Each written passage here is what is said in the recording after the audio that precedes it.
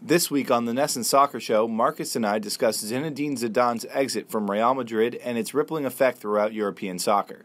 We also discuss Mo Salah's injury before jumping into World Cup issues from V.A.R. to official theme songs.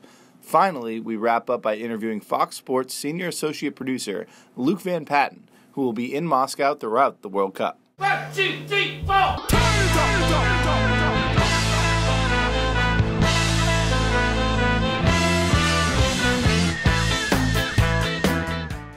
Hello and welcome to the NESN Soccer Show. I'm Mark along with Marcus here once again.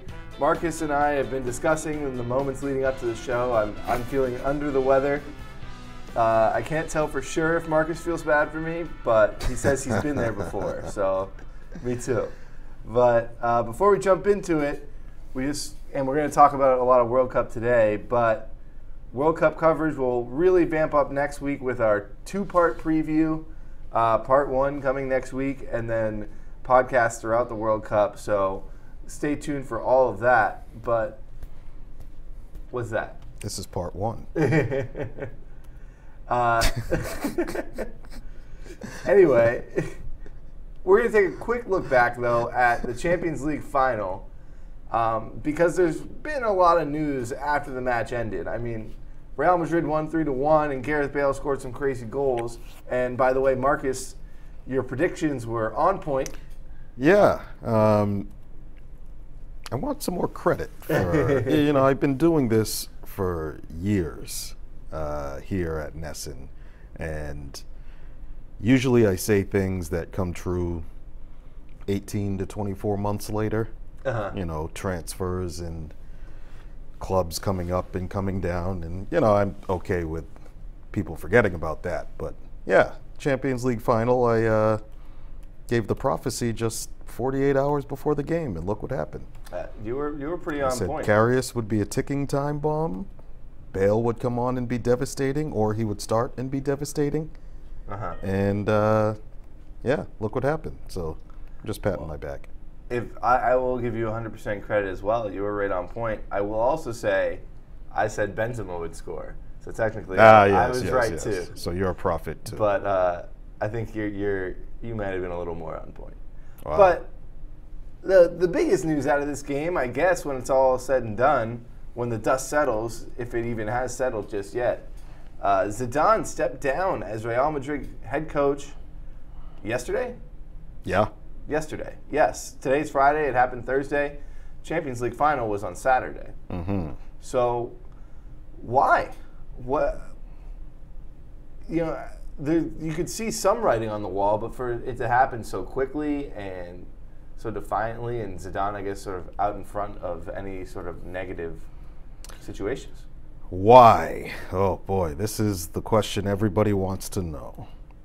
What he said was it's time for the team to hear a different voice, and it would be harder for the team to win with him next year.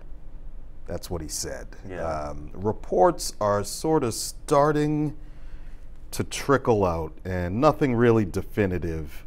But what we do know is that Real Madrid, their squad is getting older. They're aging, and we talked about this earlier this season. They wanted to make a splash in the transfer market this year, which is, maybe getting Neymar, maybe signing Robert Lewandowski. They wanted to do some big things in the transfer market. The president, Florentino Perez, wanted to change the team around. And from what I read yesterday, Zidane he really wanted to stick with this current group that has won 3 straight Champions Leagues after all, particularly Keylor Navas being the goalkeeper. I guess Perez wanted to upgrade there, but Zidane wanted to stick with him. Gareth Bale's situation, he came out right after the game and said he needs to be playing week in, week out. Right. And then he had his man of the match press conference, and I listened to it. About half of it was about him talking about how he needed to be playing more, and Cristiano Ronaldo. Just enjoy the win. Yeah, Cristiano Ronaldo right after the game was saying, he'll discuss his future in a week. Stay tuned. So right after the game, Gareth Bale, Ronaldo, 2 of the biggest players came out and were just kind of making, you know, this great moment about themselves and throwing their future up in the air. Big changes are coming at Real Madrid. And what I read yesterday was that Zidane wanted to have a larger say into those changes. Yeah. Who stays, who goes, who comes. And that's just not how Real Madrid works. Right. Real Madrid works with Florentino Perez, the president, calling the shots, and everybody else stepping in line. So I think with all this turmoil that's looming and brewing, Zidane just decided to walk, and it shocked everybody. With Zidane walking, do you think that there's any chance that he sort of sees a decline in the team and their ability to meet the outrageous expectations that Real Madrid has, and he sort of sees it as a lose-lose situation for himself if he were to stay on as coach, and that's really the main reason that he's leaving? Do you think there's a possibility with that?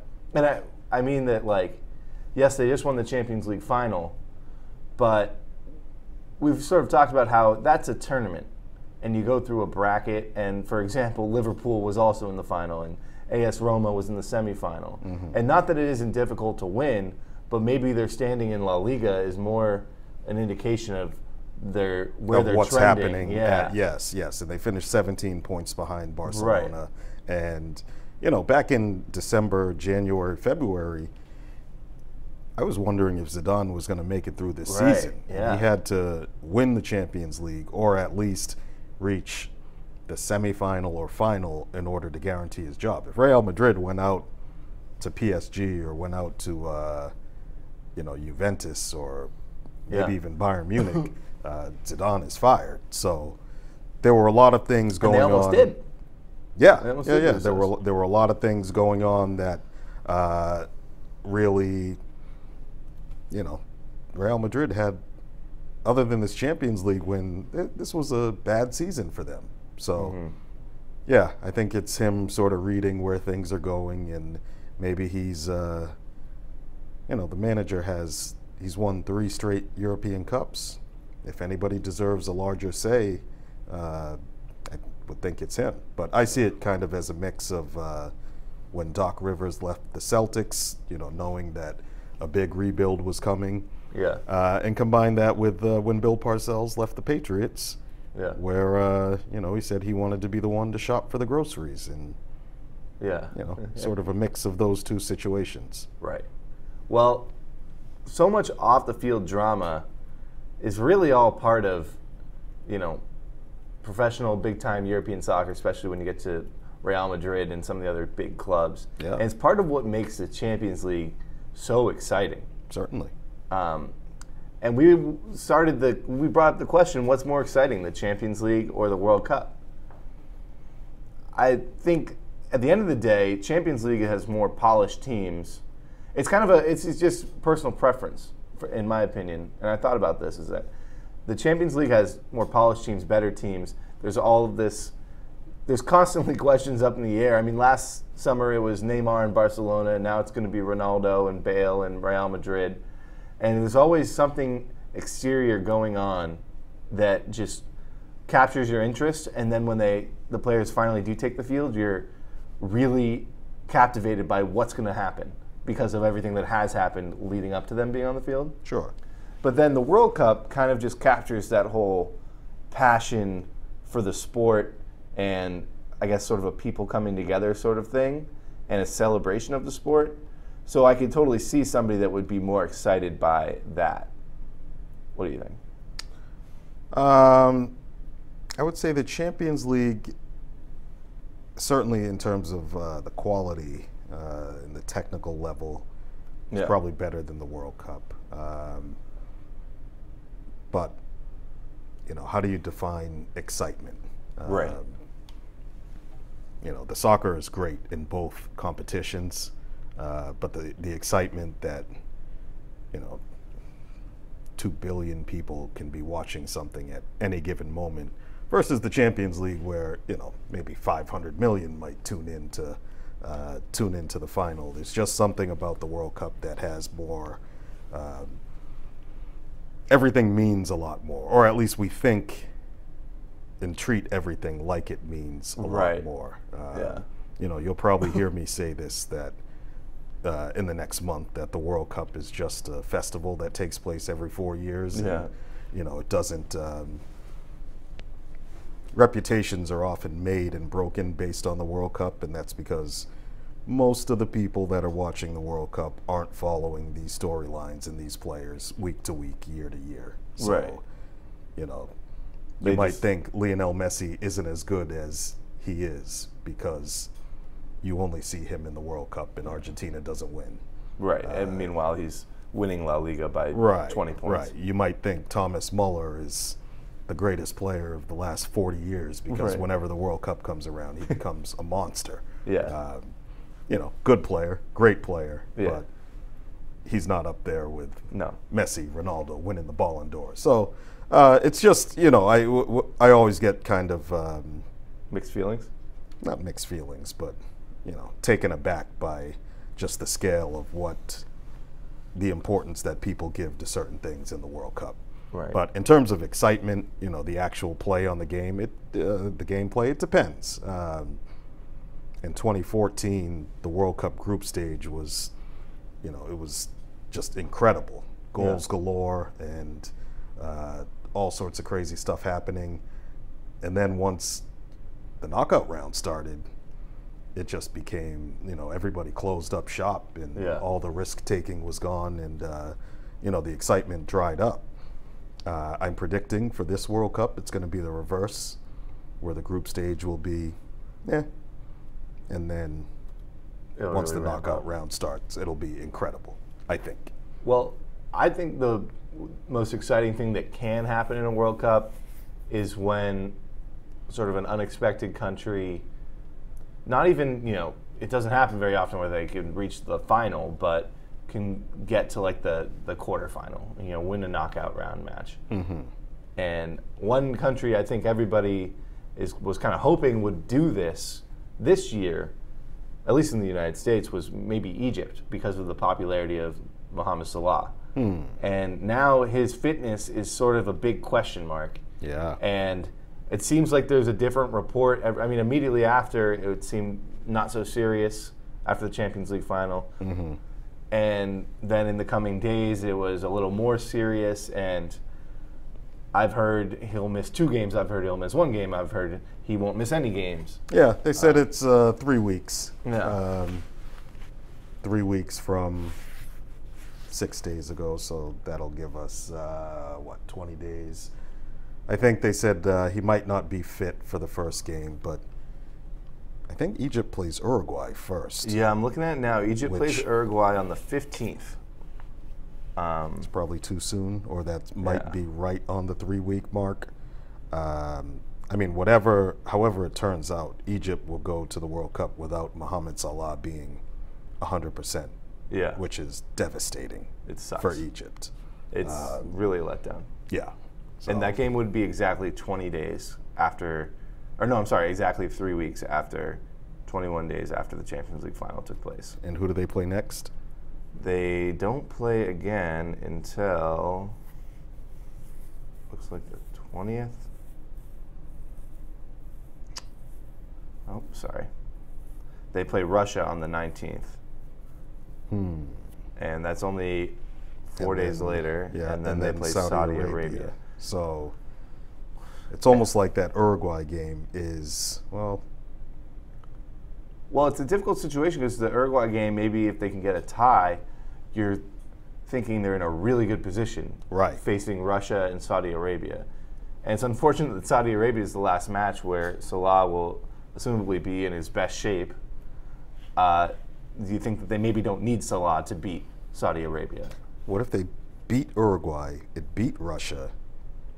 They could sit Salah for the 3rd game They could. and then bring him back for the knockout rounds. I'm sure they would love to do that. Yeah. Well, neither of us are coaching Egypt. So. Yeah. But it's also interesting because Egypt is sort of, you might think to yourself, I haven't seen Egypt in the World Cup in a while, and I'm not sure when the last time they made it, but I do know that they have been very successful in international soccer, but qualifying for the World Cup in Africa is extremely difficult. And they just haven't been able to qualify, even though they've been very solid. So hopefully they continue to do well. We'll have to see. It's also, it's kind of a big letdown that everybody, I feel like, holding their breath, and they just really want him to be able to play and look like Salah. Yeah. It would almost be worse if he did play and you can just tell he's just not able to do what he normally does. Which is what's going to happen. Yeah. But we'll talk more about the on-field aspects of the World Cup in our two-part preview beginning next week, although this is sort of part 1A. But there's plenty to talk about off the field. Yeah, part 1/2. Part 1/2. And part of part 1/2 is the official World Cup song by none other than Will Smith. We started the conversation that why does the World Cup have to have an official song? Yeah. And they typically aren't very good songs. You said your favorite one was the 2010 song. Yes, Waving Flag by Kanon. That is a great song, and I think it's probably my favorite too. I listened to a few, and you just think to yourself, how did the FIFA committee decide that, okay, this one's good? Mark, you can't blame FIFA for or not FIFA. Everything. I mean, stop that. Yeah. Sponsors, I think. I don't even know how the World Cup song thing works. There are several World Cup songs and anthems. Maybe this one is actually FIFA. I don't know how they choose which artist to do it. But what I do know is that they try and make a piece of music that will appeal to 7 billion sets of ears. And that's very difficult because most music is local to some extent. But yes, these are every 4 years an artist that either FIFA or FIFA sponsors or somebody else selects or a group of artists will try and come up with something that everybody will like, and usually involves flags and colors and maybe some sort of relation to the host country, but not even exactly. No, not even usually that. It's usually in English language and very poppy. Right. So I have to confess, I still haven't heard the Will Smith one? Will Smith song. It's good. It's better. If you play it now, I can react to it. Oh, okay. This could be fun. We'll play a little clip because I'm not sure how long we can play the song, but here I'll give you the first 30 seconds. All right, here we go.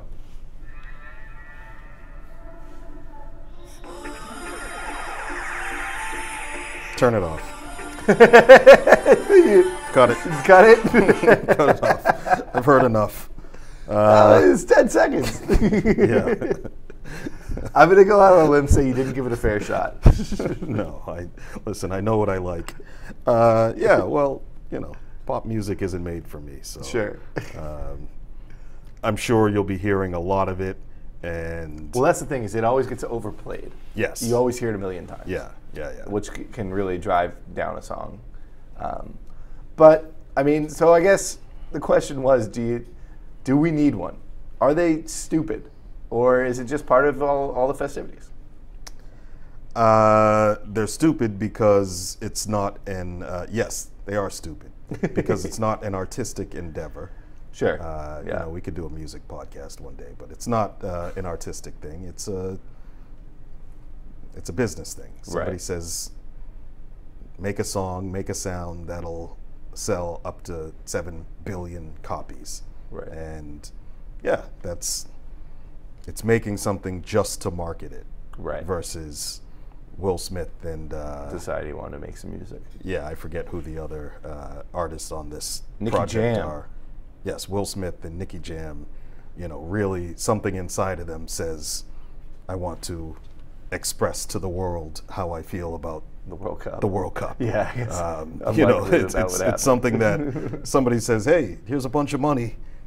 Make something that talks about flags and colors and, sounds modern, Right. that the kids like, and yeah, from what I heard, that's it. So. Well, I agree. I don't think we I'm need not an going to official fault song. Will Smith for picking up a paycheck, but I think, yeah, it's nothing about the people that make the songs, but I also just think that if there wasn't an official song, there would be, and maybe it wouldn't even happen every time, but there would be good songs that are made about probably specifically one country and them going into the World Cup. But songs would come about. well, yeah, naturally. you know, a lot of countries have their songs that, you know, a lot of times these things happen organically where the sound of the World Cup is not the song. Yeah. I'm thinking like in South Africa, what do we remember most from Vuvuzelas. that term? The Vuvuzela. That was, well, that and that fine World Cup song, Waving Flags by Kanon. That was the sound of the World Cup. Yeah. 2014, what was it? For me, it was that song that Argentina fans sang in Brazil that I loved about Maradona being better than Pelé. And, you know, that was the sound of the tournament, and you heard it everywhere. And if you ever, you know, I watch YouTube videos of Argentina fans taking over spots in Brazil, singing the song. It's fantastic. Yeah. So, you know, hopefully this song will come. The stadium will play it, FIFA will play it, but Russia will come up and Russia will come up and you know, fans will come and make up their song or whatever. Right. Okay.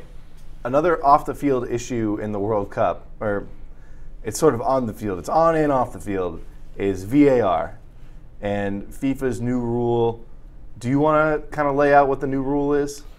Well, V.A.R. will be in use. Right. We know that, which is going to come with its own set of headaches because it's been implemented at different times in different countries and in different competitions, and it's nowhere is it universally liked. Champions League does not have VAR. Champions League didn't use it, But several I'm not notable sure if leagues. they'll use it this. If they'll use it next season in the Champions League, but you know, Champions League has been very hesitant to adopt it. But FIFA decided a few years ago that they were going to use it in the World Cup, and I'm expecting this to be a cluster. Yeah. F. Do you think there will be, well, I know the answer. My answer to this question is yes, but do you think there will be a situation where they go to VAR and make an incorrect call that straight up costs a country one of their games? And they go to VAR, it's clearly one thing. They call the wrong call, and everybody's up in arms, and it has cost a country there. Yes, but here's the thing. The VAR is run by referees, Yeah. people who are, you know, whose job is to referee soccer games. And something will happen somewhere where they make a call that a billion people watching and who are armchair referees decide is the wrong call. And yeah, that's going to happen. And there's going to be an uproar over it, and FIFA will have to have a press conference and, you know, bring their referees chief out to explain what the actual rule is. And yeah, it's going to be, FIFA's, they're headed for trouble here. Well, And we haven't even gotten into the big one. Right. Which, now, I mean, FIFA does this every World Cup where they'll come out a month, 2 months, 2 weeks before the tournament and say, here's this new rule. This is the rule, and we're going to enforce it at the World Cup, where the referees haven't even had, let's say, a season to like work with it. enforce that rule. Right. Yeah. So it's like they flick the switch right before the tournament, and yeah, this won't be good. So the new sort of the one that really sticks out, rule that really sticks out, is retroactive red cards. So Which they confirmed this week. right, and I guess it's probably also 3 weeks before the start of the tournament. Yes, video referees can give out a red card for something that happened They can give out the game. They can give out a red card at halftime for something that happened during the first half that maybe the game official missed. Right. For serious offenses such as violent conduct. Right. I think spitting might have been. Well, so the thing is with this, as long as it stays to something along the lines of a player throwing a punch, spitting, biting, things of that nature, then that are really egregious that was missed, okay. I guess that's the right call and it's the proper call and you'd give the red card. But if it's a really strong tackle and you can tell that he was, for whatever reason the tackle was missed and, the player gets injured and there was no red card even though it was an egregious tackle, it's like you missed that. Yeah. And that should not be called a red card 30 minutes later. Well, get ready for it because that's what's going to happen. And I hope 11 players will walk into the tunnel at some game for some team, and at halftime 10 will walk out because somebody has been sent off for. Yeah, this is the rabbit hole of VAR that. It'll be unreal, especially imagine the broadcasting if, they are trying to. They realize that there's 10 men on the field. I wonder what the communication will be like. Like, this player was issued a red card, and they get an explanation, and they're told exactly when and where it happened so that we can get a replay on the broadcast. Or maybe not. I wouldn't put it past them. They will. Yeah. The World Cup broadcasts are generally top-notch. Yeah. Well, yeah, it sort of has disaster written all over it, though. Yeah. And I assume it can happen for yellow cards as well. So, a player can come out and suddenly has a yellow card and has to worry about that. And yellow card accumulation, which is another rule entirely that I don't like, but that can sort of factor in. Yeah. Anyway, anything left on FIFA refs, World Cup songs, Mo Salah injuries that you want to hit before we really dive into it next week? No, ready or not, here it comes. World Cup is coming. I'm very excited. Good. There's a lot of friendlies in the next coming weeks. They're really chock full of them. There's solid matches every day. There's kind of too much to really pick one out and dive into. I think we'll just sort of use them in our analysis in the coming weeks. A lot of games to watch. Yeah. These are the only friendlies that matter. Yeah, that ever in my matter. opinion. I've been bashing friendlies for years. They're good to have, in my opinion. Like, you should play. No. Friendlies before, in the 2 weeks leading to the World Cup, that works. But so there's other tournaments where you want to get the squad together. I mean, the Euros and Copa America. But I agree that the friendlies in the 3 months before the World Cup are usually pretty good. Yeah. The rest of the time, Before we kick it to interview with Luke Van Patten coming up, there is one transfer rumor. Yeah. Do you want to take this? Robert Lewandowski, who is arguably the premier striker in European soccer, if we're talking out-and-out number 9s. Yeah.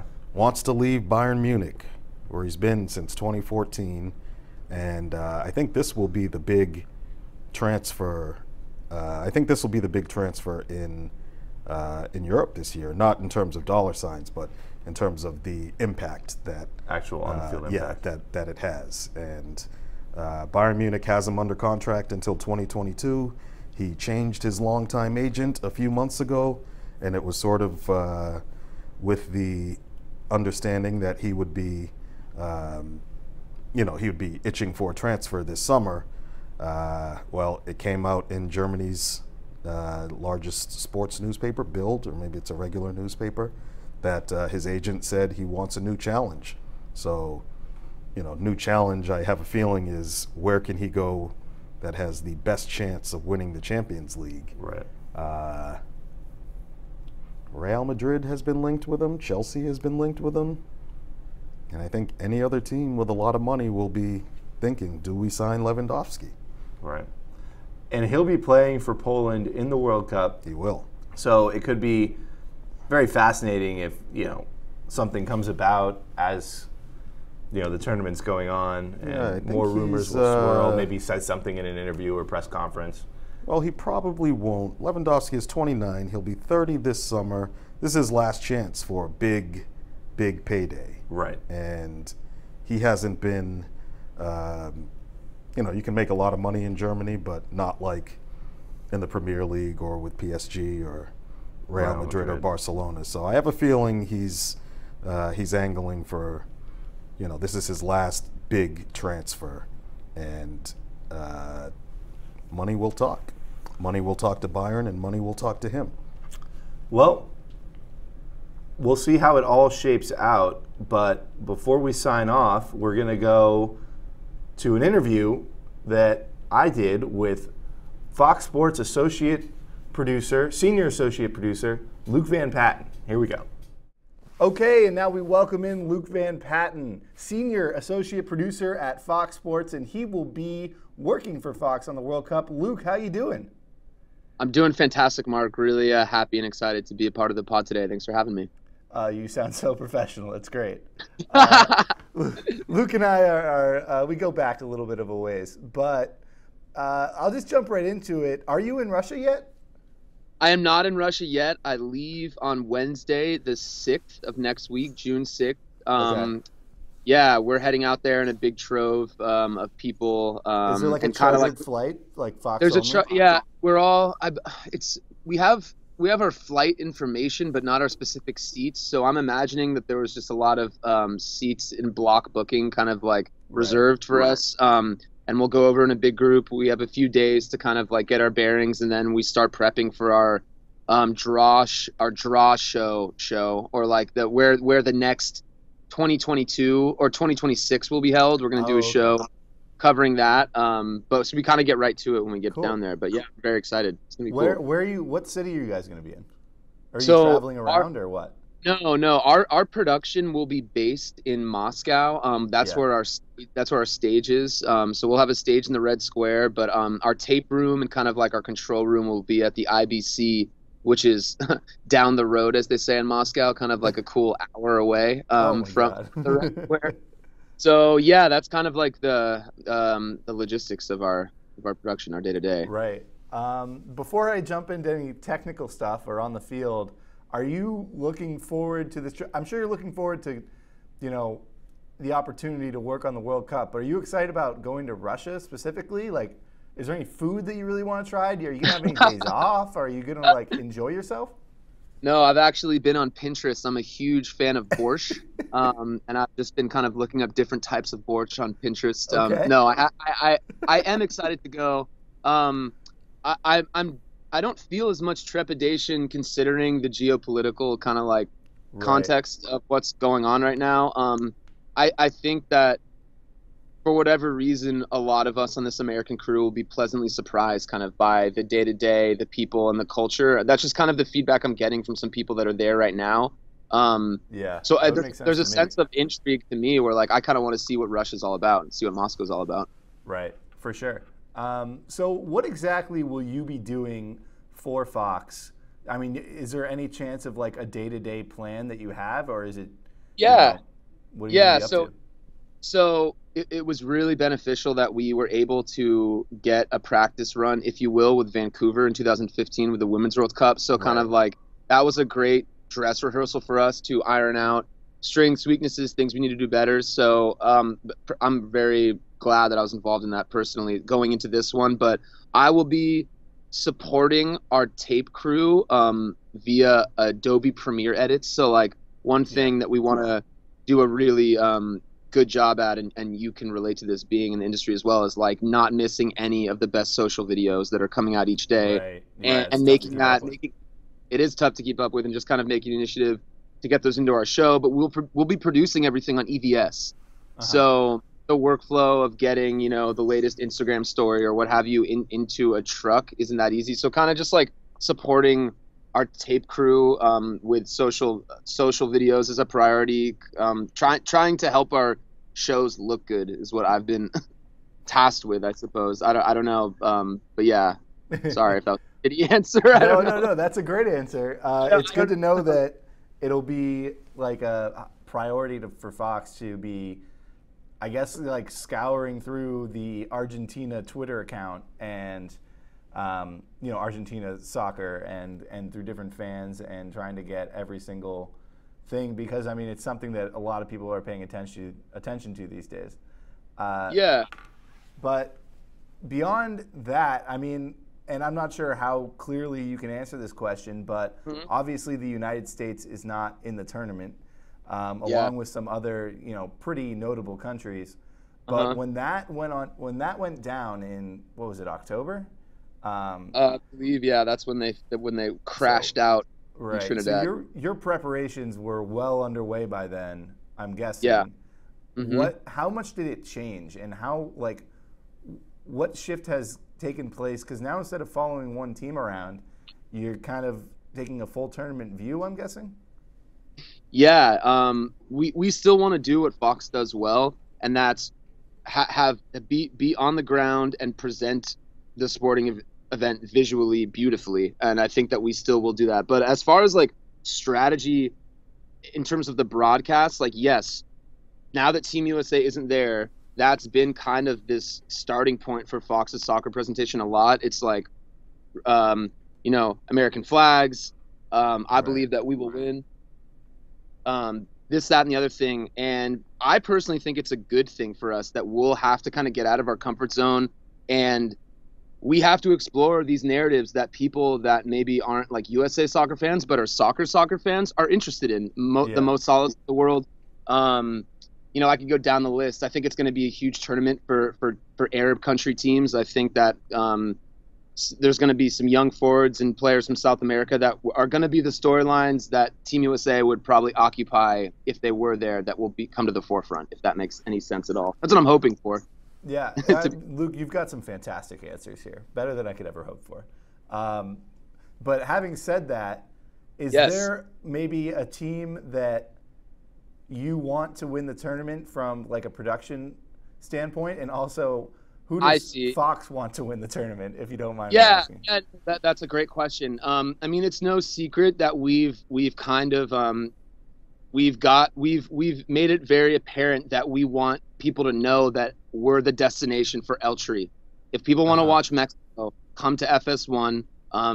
All 38 games of the tournament, by the way, little plug, will be televised on all of our platforms. But we want the American public to know, like, Mexico is playing on our platforms, and we're broadcasting it in English, and it's going to be really fun. And that's something from inside the company that I think that if Mexico's success will mean that our presentation of the tournament will be a success. Yeah. Kind of in that way that Team USA would have gotten us there. We're kind of this is a note I would give you. I don't know if you want to cut this up and edit, but like, I don't want to make it sound like Mexico was like Plan Z, like USA's not there. Now let's make it a Mexico thing. That was always part of our strategy. Yeah. But yeah, I guess, to answer your question, Eltree is the best team from CONCACAF, and that's who Fox, I think, is like. There will be a subdued Homer vibe about Mexico. Right. In our presentation. Yeah, for sure. And I do think that there was probably going to be some people out there that wouldn't see the Mexico love as really genuine, because it was, USA is not there. But it's good to know, and it's interesting that you say that was always part of the plan, was to pump Mexico, because, I mean, at the end of the day, Mexico is just as popular, if not more popular, than Team USA within the United States. 100%. Which is a sobering thought in itself for a USA fan, but it is the reality. Beyond that, like beyond CONCACAF, if Fox ends up with a Germany versus whoever final that's not very exciting, do you think that that's really something that is just going to really deflate the production? Or and then at the same time, if you end up with a Portugal Argentina and Messi and Ronaldo are playing at full strength, that's got to be pretty good for you guys too, right? Yeah, it's a good question, but I honestly answer that one, and I say no. I mean, anyone who's been watching World Cups for the past geez, 20 years or however long we've had time to get our eyes into television, you know that international soccer can be boring and not friendly for TV. Like, let's look at the finals. You know, in 2010, it was 1-0. Spain beat the Netherlands. In 2014, it was 1-0. Germany beat Argentina. International soccer can be hard on the eyes, and that's just the fact of the matter. And I think that that's just the nature of the beast of World Cups. You know what I mean?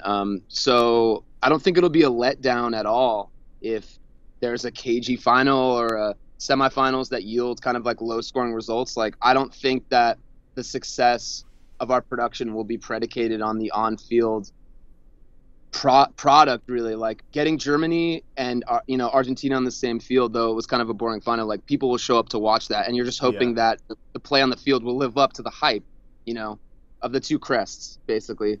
Okay. I don't know if that's like complete bullshit, but all right, well, we kind of have to fire through the last couple questions, but real quick, what are your feelings on Fox no longer airing the Champions League going into next season?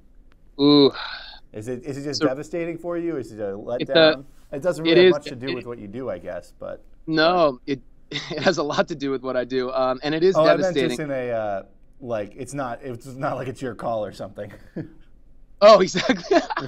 Oh man, I wish it was. No, I don't know if you follow me at Lucas V on Instagram. I had kind of an emotional Instagram post 2 days after our final production, kind of just letting the Instagram world know how disappointed I was that, like, we don't control the presentation of the highest level soccer competition in the world to American people.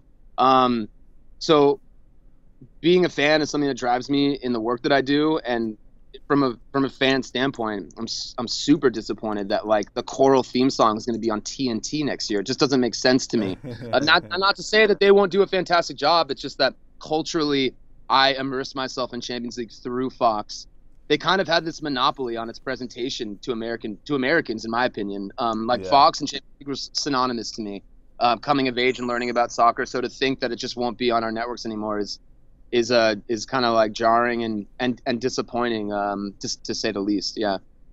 Well, I'm sorry you're so upset about it. I love Champions League, Mark. I can promise you the games will still be played, and maybe you can finally put your feet up and enjoy them a little more. But last question before you go: have you been given any firm do's and firm don'ts of Russia, and when you're there, yes. Things you must do, things you should never do? Yes. And it doesn't have to be work related, No, yeah, sure. Culturally, legally, and work behavior wise, yes, there have been a lot of guidelines. We from a security standpoint, we know that Russia is a very developed country, but our team is insistent on chaperones and people being with you when you go out at all times. That's something that's going to be pervasive to everything we do when we want to, step outside the hotel and or go for a walk or something like that. So that's an impression that I have. Kind of like when you're maybe have had a few drinks and you want to go wander around, they've just reinforced, like, you need to have others with you. We don't want people on our production crew being alone walking around Moscow. Makes sense. Yeah, it does make sense. And then also from a standpoint of, like, security to our production, like, we're I'm not a politics guru, but I don't need to tell you about what went down with our election as far as, like, interference via web related mediums. That's something that is definitely in the forefront of everyone's mind as far as, like, just getting our production done well, operationally, a functionality kind of, like, so that gives you a little bit of an insight to work, personal related guidelines maybe that they're trying to make us aware of before we go, so we do a good job and enjoy ourselves. Yeah. Well, Luke, I look forward to hearing more stories from Russia when you get back, and who got into what shenanigans and who crossed the line too far and what went down. I'm sure there will be plenty. But I want to thank you for coming on and joining me today. I think you are fantastic. We'd love to have you on again, sometime in the future. Until then, though, enjoy Russia, and thanks again. Hey, thank you, Mark. It was an honor to be on your pod. And I was going to say I would love to do another hit, but we could do it from Moscow. I could type in from the DoubleTree Inn, and I could give you kind of a finger on the pulse report about how things are going if you're interested. So yeah, the next time we talk, maybe it'll be across the globe, something like that. Yeah, man, I'll be talking to you about that for sure. Sounds good, Mark. Thank you for your time. Okay, that wraps up our podcast for today. Be sure to tune in next week. We will be diving headfirst into World Cup coverage. I want to thank Luke Van Patten for coming on and talking with us about the World Cup. And Marcus, I want to thank you for taking the time to come back to the studio today and talk soccer.